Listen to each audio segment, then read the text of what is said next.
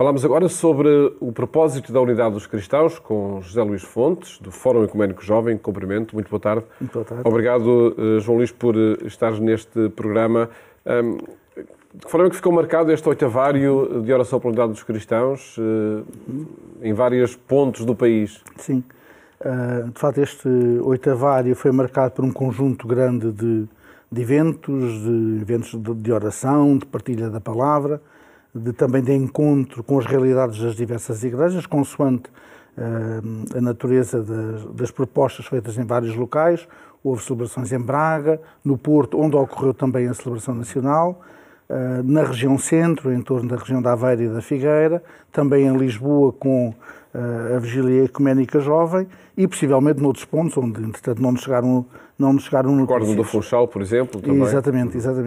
E, aliás, haverá ainda no dia 28, no sábado, o Encontro Cristão em Sintra, que também acaba por acontecer sempre na sequência do oitavário, portanto, com também um dia de reflexão, de encontro em torno das várias temáticas associadas a este aprender a fazer o bem e procurar a justiça. Esse é o propósito destas celebrações deste ano. E acontecem, durante o oitavário, nas iniciativas que são tomadas, há um impulso para essa prioridade, para o diálogo entre as diferentes confissões cristãs? Sim, aliás, os temas que normalmente são propostos cada ano, que vêm normalmente de uma região diferente do mundo e que acabam por trazer também o modo como os cristãos, nas suas diversas configurações e tradições, olham para a realidade dos homens e das mulheres que habitam nesse local e de que modo é que isso os interpela à luz da fé, não é? E este ano trazem, de facto, esta temática do aprender a fazer o bem e procurar o que é justo na perspectiva de perceber que tem que haver uma estreita relação entre aquilo em que acreditamos e um testemunho coerente em prol da dignidade humana, em prol dos direitos do homem, em prol da construção de um mundo mais justo e mais fraterno.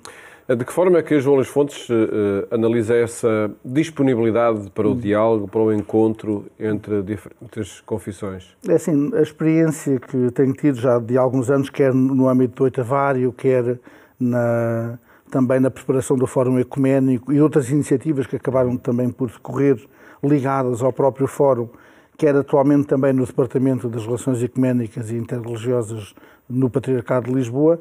Portanto, encontramos uma abertura muito grande das diversas igrejas, portanto, para este diálogo e para este encontro.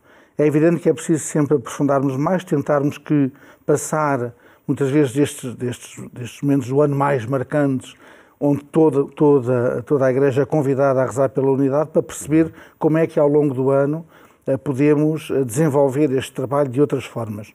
Já existem outros âmbitos onde isto acontece, por exemplo, no cuidado da casa comum, na questão da ecologia integral, com o projeto Ecoigrejas e com a plataforma de entendimento que foi feita entre as várias confissões cristãs e também a Conferência Episcopal Portuguesa, onde se procura também encontrar ou definir um conjunto de indicadores de vivência ecológica, de conversão ecológica, no sentido das comunidades cristãs apostarem nesta dimensão, e muitas outras, onde às vezes até de forma mais discreta, mais silenciosa, acontece também um trabalho conjunto em favor dos mais desfavorecidos, dos mais pobres, muitas vezes no acolhimento aos sem-abrigo, naqueles que vivem em condições mais difíceis nas nossas cidades. E já agora permite destacar também este programa, A Fé dos Homens, que há 25 anos também é um espaço de diálogo. Sim, é verdade, falámos nisso e é interessante perceber como também aqui o acolhimento desta diversidade acontece e, de facto, como vamos tornando mais concreto este compromisso que também nós, enquanto católicos, assumimos, em particular a partir do Vaticano II, de que o ecumenismo faz parte também do nosso ADN e do caminho que temos que percorrer em ordem à credibilidade do nosso testemunho. E que oportunidade vai acontecer com a realização da Jornada Mundial da Juventude em Lisboa, de 1 a 6 de agosto, Sim. também neste âmbito de ecuménico e de diálogo interreligioso? Eu penso que as jornadas são um desafio neste âmbito. E se calhar a ligação entre uma coisa e outra, à partida, não parece óbvia, na medida em que encontramos, sobretudo, um evento para muitos é sobretudo um evento católico, que traz o Papa e que traz, evidentemente, também uma identificação mais próxima deste universo católico com o Bispo de Roma. De qualquer maneira, o desafio tem sido perceber como é que podemos trazer também para a jornada esta dimensão do diálogo ecuménico e do diálogo interreligioso, precisamente por percebermos que o ser católico também inclui estas dimensões. E por isso tem havido um trabalho grande de diálogo com as diversas igrejas, no sentido de percebermos o que é possível fazermos, portanto, e haverá também alguns momentos de oração conjuntos pela paz e ao nível do diálogo interreligioso, mas também algumas propostas, depois mais concretas, que o programa depois, se Deus quiser, trará, de propostas até de outras igrejas dentro também do programa da jornada e atividades feitas em conjunto. Portanto, não serão apenas as outras confissões, as outras comunidades não serão convidadas, mas serão participantes. Serão também participantes. O nosso desafio é isso, dando, obviamente, a liberdade de, depois as comunidades, sem se sentirem violentadas, de poderem participar e de perceberem que este também pode ser um espaço de manifestação desta procura da unidade e da importância da reconciliação, algo que para os jovens se torna hoje também muito importante. E mais natural, diria eu, se calhar. Sim, se calhar, porque também são mais espontâneas. Sim, e muitas vezes não trazem a memória histórica de períodos mais difíceis, em que as relações entre as comunidades eram mais complicadas e em que muitas vezes, sobretudo as comunidades protestantes, por exemplo, eram obrigadas quase a uma clandestinidade, a uma invisibilidade no espaço público. Não é? Hoje, felizmente, não acontece. Temos uma Comissão de Liberdade Religiosa, temos um enquadramento legal que permite um reconhecimento perfeitamente justo dessas igrejas e dessas comunidades e, portanto, é um tempo de pensarmos numa outra forma de estarmos, de colaborarmos e de assumirmos que o testemunho cristão só é credível se conseguirmos ultrapassar as nossas divisões e trabalharmos em conjunto. Um outro tema que eu gostava de ouvir o seu comentário, João Luís Fontes, é a viagem que o Papa vai fazer à África, nomeadamente à República Democrática do Congo e ao Sudão. Nos primeiros dias de fevereiro estará no Sudão, onde se apresenta como peregrino ecuménico e peregrino da paz, aliás, acompanhado pelo arcebispo de Cantuária, não é? Sim, e pelo moderador da Igreja Escocesa. Da Escócia, não é? Exatamente. Que sinal é este que o Papa Francisco quer dar, até por uma viagem conjunta que faz ao Sudão? Sim.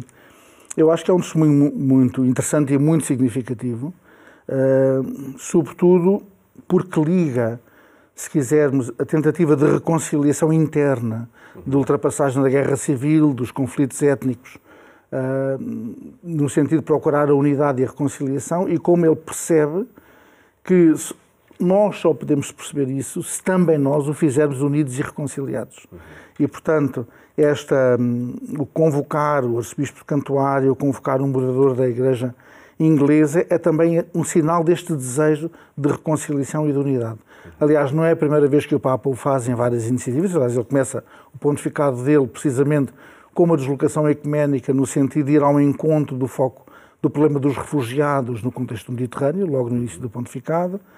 Convocou também e adere às iniciativas também em torno da ecologia integral com o Patriarca Ortodoxo e com vários apelos feitos também ecumenicamente ao conjunto das igrejas no sentido de assumirmos este empenho comum pelo cuidado da criação. A forma como o Papa se quis deslocar às comemorações dos 500 anos da Reforma não mandou ninguém, foi ele próprio. E esteve ele próprio para dizer: nós estamos comprometidos em ultrapassar estas divisões e, sobretudo, dispormos a ir ao encontro uns dos outros e estarmos uns com os outros. Não é? E, nomeadamente, neste caso e na história do Sudão do Sul, afirmando de facto que a reconciliação nunca pode se... ou deve existir também motivada pelo fator religioso. Exatamente, e que o religioso é chamado a ser um fermento de reconciliação e de paz. Contra, muitas vezes, outras utilizações. No Vaticano, os líderes de Sudão, e agora ele próprio que vai ao encontro deles. E perceber que o religioso não está aqui para fundar ou legitimar a violência, está aqui para ser um princípio de reconciliação, de paz e de unidade. E, no fundo, assumindo aquilo que é a grande ideia desta Semana de Oração, que é o ser cristão tem necessariamente que contribuir para a eliminação dos muros que muitas vezes ainda separam a família humana, das contradições que retiram a dignidade, sobretudo aos mais pobres, e permitir a construção de um outro tipo de mundo, de um outro tipo de sociedade. Sem dúvida nenhuma que passos muito concretos Sim. que o Papa Francisco sempre dá nesse âmbito do ecumenismo e do diálogo interreligioso. João Luís, muito obrigado por Nada, obrigado eu ter também. estado aqui no programa Eclésia.